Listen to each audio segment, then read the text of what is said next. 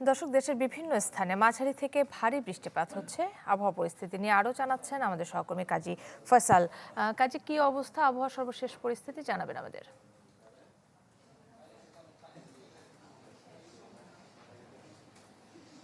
জি, আমি আজ সকাল থেকে রাজধানীর বিভিন্ন এলাকা ঘুরেছি এবং যে ঝড়ের চিত্র আমরা দেখলাম যে বঙ্গোপসাগরের লঘুচাপের কারণে কিন্তু রাজধানী সহ দেশের বিভিন্ন স্থানে বৃষ্টিপাত হচ্ছে। এই কারণে কিন্তু নগরবাসীও ভোগান্তির মধ্যে রয়েছেন।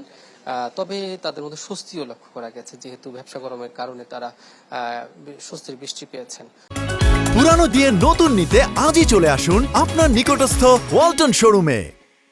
তো আমরা এই বিষয়ে খোঁজ নেওয়ার জন্য কিছুক্ষণ আগে আবহাওয়া অধিদপ্তরের ঝড় সতর্কীকরণ কেন্দ্রের যে নিয়ন্ত্রণ কক্ষ আছে সেখানে এসেছি এবং সেখানে আমরা যেটি জানতে পারলাম যে এই ঝড় বৃষ্টির মাত্রা কিন্তু কমে আসতেছে এবং ক্রমে আগামীকাল হয়তো অনেক জায়গাতে বৃষ্টিপাত হবে না, তবে রাজশাহী এবং রংপুর সহ বেশ কয়েকটি এলাকায় বৃষ্টিপাতের একটি সম্ভাবনা রয়েছে।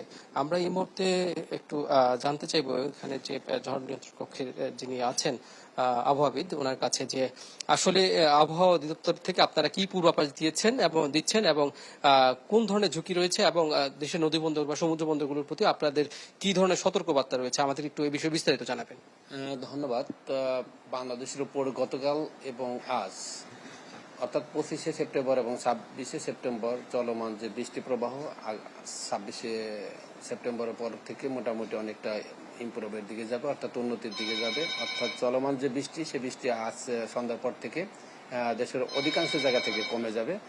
তবে দেশের যে উত্তর এবং উত্তর পশ্চিমের যে কিছু কিছু অংশ, বিশেষ করে রাজশাহী এবং রংপুর বিভাগ, সেই সাথে ময়মনসিংহ বিভাগের কিছু কিছু অংশে হয়তো আগামীকালও বৃষ্টির প্রবণতা থাকবে।